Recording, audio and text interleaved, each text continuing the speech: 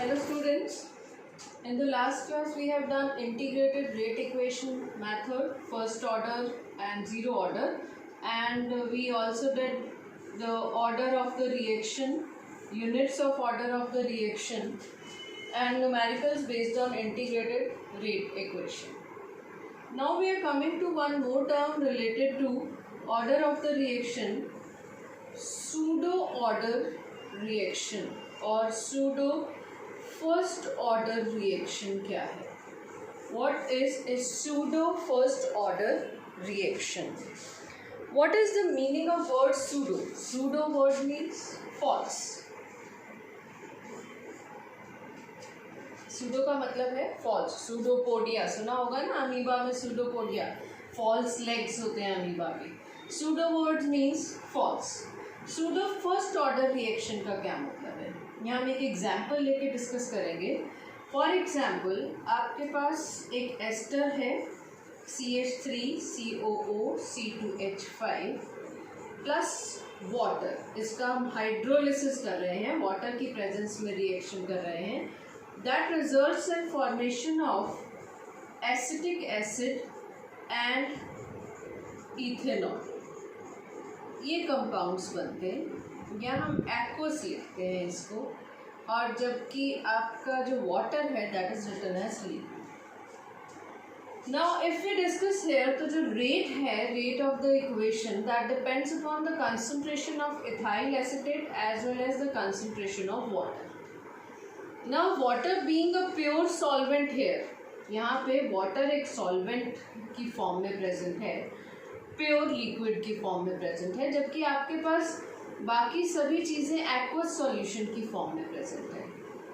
अब जब वाटर आपके पास लिक्विड की फॉर्म में प्रेजेंट है, प्योर लिक्विड की फॉर्म में, तो इसका जो कंसंट्रेशन का चेंज है दैट इज ऑलमोस्ट कांस्टेंट. मतलब हम कह सकते हैं कि change in concentration is negligible, ignore कर सकते हैं हम उसको. इसका मतलब है कि रेट ऑफ रिएक्शन इस पर डिपेंड करेगा ही नहीं, क्योंकि इसकी कंसंट्रेशन बहुत ही कम चेंज हो रही है, इग्नोरेबल चेंज है, ऑलमोस्ट कांस्टेंट है. That means rate of reaction is dependent upon the concentration of ethyl acetate only. So this is a kind of pseudo first order reaction, जहाँ पे कोई भी एक प्योर सॉल्वेंट इन्वॉल्व होता है और उसकी कंसंट्रेशन में रेट में रिएक्शन में कोई चेंज नहीं आता. In that case that reaction would be considered as pseudo first order reaction.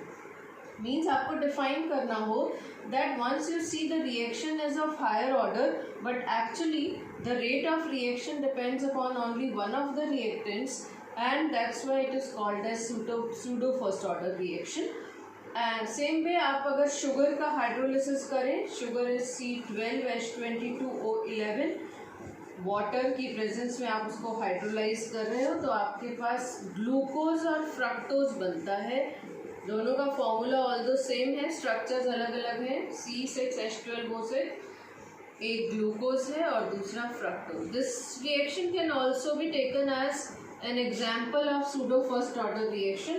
Hydrolysis of sugar which is done in the presence of pure solvent water, जिस पे रेट ऑफ रिएक्शन डिपेंड नहीं करेगा. और दूसरी reaction हम कर रहे हैं इथाइल एसीटेट का hydrolysis. So this is called as pseudo first order reaction which seems to be of higher order, but actually that reaction is of first order, that is pseudo first order reaction. Last class में हमने एक method किया था, integrated rate equation method for predicting the order of the reaction, जिसमें आपने zero order और first order reactions के लिए रेट इक्वेशन डिराइव की थी. Now we are doing another method which is called as initial rate method. Initial rate method to predict the order of the reaction. Now what is this initial rate method?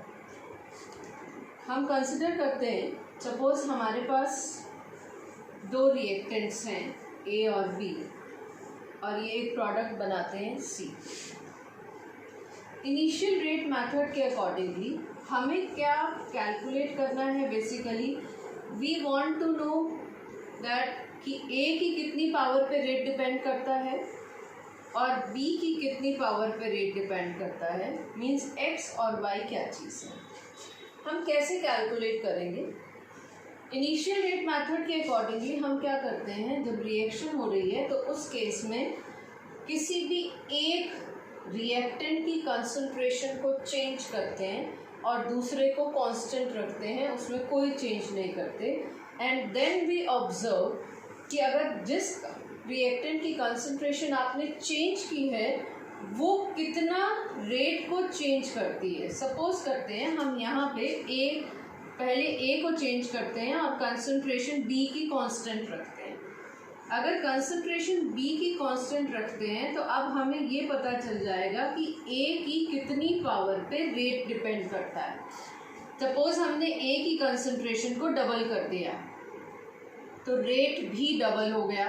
ए की concentration को 4 times किया तो rate भी 4 times हो गया। इसको 6 times किया तो रेट भी 6 टाइम्स हो गया।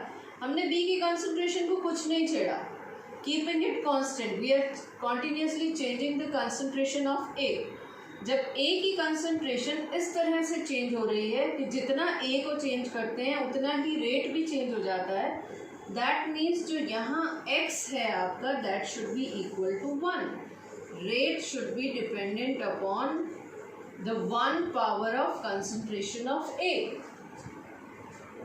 ये पहले स्टेप में किया अब हमने। अब दूसरे स्टेप में हम क्या करते हैं, अब जितनी भी कंसंट्रेशन ए की है उसको कांस्टेंट रहने देते हैं। अब हम चेंज करते हैं रेट कंसंट्रेशन बी की। अब हमें देखना है कि ये वाई क्या होगा। सपोज करते हैं आपने कंसंट्रेशन बी की डबल की तो रेट 4 टाइम्स हो गया, आपने ट्रिपल की तो रेट 9 टाइम्स हो गया। दैट मीन्स जो रेट ऑफ रिएक्शन है that is dependent upon B raise to power 2। अगर आप रेट डबल कर रहे हैं और बी की कंसंट्रेशन डबल कर रहे हैं तो रेट 4 टाइम्स हो रहा है, 3 टाइम्स कर रहे हैं कंसंट्रेशन को तो रेट 9 टाइम्स हो रहा है। दैट मीन्स जो रेट ऑफ रिएक्शन है that is dependent upon the power 2 of concentration of B. अब हमें यहाँ से ये पता चल गया कि ए की कितनी पावर पे रेट डिपेंड करता है और बी की कितनी पावर पे रेट डिपेंड करता है। तो हम यहाँ से ऑर्डर ऑफ द रिएक्शन को प्रिडिक्ट कर सकते हैं। Rate is equal to k into A raise to power 1 B raise to power 2। तो ऑर्डर ऑफ द रिएक्शन क्या हो गया, 1 + 2 दैट इज इक्वल टू 3। रिएक्शन आपकी थर्ड ऑर्डर रिएक्शन होगी। This all is based upon experimental observation. आप किसी reaction को देखकर, किसी बैलेंस्ड इक्वेशन को देखकर ये ऑर्डर ऑफ द रिएक्शन नहीं कैलकुलेट करेंगे अनटिल एंड अनलेस आपको कहा जाए कि ये आपकी एक्सपेरिमेंटल ऑब्जर्वेशन है। So this is the initial rate method, keeping the concentration of one of the reactants constant and changing the other, और फिर ये ऑब्जर्व करना कि उसकी कितनी पावर पे रेट डिपेंड करता है। That gives you the power dependence of one of the reactant जिसको आप चेंज करते जा रहे हो। फिर पहले वाले को कांस्टेंट रख दें और दूसरे को चेंज करते जाएं तो दूसरे पे रेट डिपेंडेंस आपको पता चल जाएगा। इसको हम एक न्यूमेरिकल की हेल्प से सॉल्व करते हैं कि कैसे आप कैलकुलेट कर सकते हो, कैसे इस मेथड को अप्लाई कर सकते हो for the calculation of order of the reaction if you are given different experimental observations. आपकी एनसीईआरटी की एक्सरसाइज का ही न्यूमेरिकल है। सपोज करते हैं आपको एक रिएक्शन दी है that is 2A + B। This is the reaction given, 2A + B gives C + D। ये रिएक्शन गिवन है और आपको 4 एक्सपेरिमेंट दे दिए गए। एक्सपेरिमेंट नंबर 1 में A की कंसंट्रेशन, B की कंसंट्रेशन और रेट ऑफ द रिएक्शन क्या है। एक्सपेरिमेंट 1 में A की कंसंट्रेशन है 0.1 मोल्स पर लीटर, बी की कंसंट्रेशन भी 0.1 मोल्स पर लीटर है और रेट ऑफ द रिएक्शन है 6 × 10⁻³ मोल्स पर लीटर पर मिनट। ये आपको गिवन है फर्स्ट एक्सपेरिमेंट में।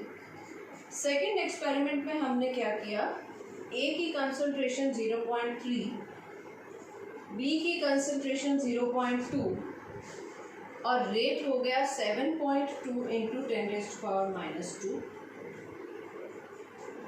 थर्ड एक्सपेरिमेंट में हमारे पास हमने ए की कंसंट्रेशन को कांस्टेंट रखा, बी की कंसंट्रेशन को डबल कर दिया और रेट हो गया आपके पास 2.88 × 10⁻⁻1। और फोर्थ एक्सपेरिमेंट में आपने कंसंट्रेशन ए की कर दी 0.4, बी को 0.1 ही रखा और रेट ऑफ द रिएक्शन हो गया 2.40 × 10⁻²। अब आपको कहा जा रहा है आपको रेट लॉ लिखना है, व्हाट इज रेट लॉ, और आपको order of the reaction predict करना है, what is the order of the reaction. अब कैसे कैलकुलेट करेंगे ऑर्डर ऑफ द रिएक्शन और रेट लॉ। अभी हमें कैलकुलेट नहीं करना हो तो हम सीधी एक ऑब्जर्वेशन देख सकते हैं, क्योंकि यहाँ बहुत आसानी से कैलकुलेशन हो रही है। ज़रूरी नहीं है हर केस में जहाँ आपको दिया जाए वहाँ कैलकुलेशन इतनी आसान है। हम फर्स्ट एक्सपेरिमेंट और फोर्थ एक्सपेरिमेंट को अगर देखें तो फर्स्ट एक्सपेरिमेंट में हमने रेट को ए की कंसंट्रेशन को 4 टाइम्स कर दिया, बी की कंसंट्रेशन सेम है 0.1 0.1, तो आपका जो रेट ऑफ रिएक्शन है 6 से लेकर 2.4 हो गया, मींस इट इज़ 4 टाइम्स। आपने ए को 4 टाइम्स किया, रेट भी 4 टाइम्स हो गया, तो इन दैट केस यहाँ क्या आ गया, यहाँ क्या आ गया, रेट आपकी जो पावर ए जो है उसकी पावर 1 पे आपका रेट डिपेंड कर रहा है, क्योंकि जितना आप कंसंट्रेशन को चेंज कर रहे हो उतना ही रेट चेंज हो रहा है। अब एक्सपेरिमेंट 2 और 3 में देखें, यहाँ ए की कंसंट्रेशन सेम है लेकिन बी को हम डबल कर रहे हैं, तो रेट कितना हो रहा है, रेट 4 टाइम्स हो रहा है। अगर रेट 4 टाइम्स हो रहा है, कंसंट्रेशन डबल हो रही है, तो इसका मतलब बी की पावर 2 पे रेट डिपेंड करता है। ये तो हमने ऐसे ही ऑब्जर्व करके बता दिया, लेकिन अगर आपको जब कैलकुलेट करके शो करना हो, न्यूमेरिकल को सॉल्व करके दिखाना हो, तो कैसे करेंगे, कोई भी ऐसे 2 एक्सपेरिमेंट सेलेक्ट करेंगे जहाँ एक रिएक्टेंट की कंसंट्रेशन कांस्टेंट होगी और दूसरे रिएक्टेंट को हम चेंज कर रहे हैं। सपोज करते हैं इन एक्सपेरिमेंट नंबर 1 और 4 इनको ले रहे हैं। एक्सपेरिमेंट नंबर 1 में रेट के a⁻x b⁻y, इसमें हम लिख रहे हैं values for experiment number 1। Rate है आपका 6 × 10⁻³ के, ए की कंसंट्रेशन है 0.1⁻x, बी की कंसंट्रेशन भी 0.1⁻y। एक्सपेरिमेंट नंबर 4 को कंसिडर करें साथ में, ये 1 के अकॉर्डिंग है, ये 4 में क्या हो गया 2.4 × 10⁻² is equal to k into 0.4⁻x और 0.1⁻y। इन दोनों को आपस में डिवाइड कर दीजिए, ये कैंसिल आउट हो गया, ये कैंसिल आउट हो गया और आपके पास रह गया 1/4 यहाँ पर इज इक्वल टू, यहाँ भी 1/4⁻x, तो x की वैल्यू यहाँ पे क्या आ गई 1। ऐसे ही हम एक्सपेरिमेंट लेते हैं 2, रेट है एक्सपेरिमेंट 2 में 7.2 is equal to k into 0.3⁻x। आपके पास ऑलरेडी आ चुका है, 1 आप सब्स्टिट्यूट करना चाहें तो कर भी सकते हैं, नहीं करना चाहें तो नहीं करें। 0.3 एंड 0.2⁻y हमें कैलकुलेट करना है। उसी तरह से एक्सपेरिमेंट नंबर 3, ये 7.2 × 10⁻² था यहाँ पे।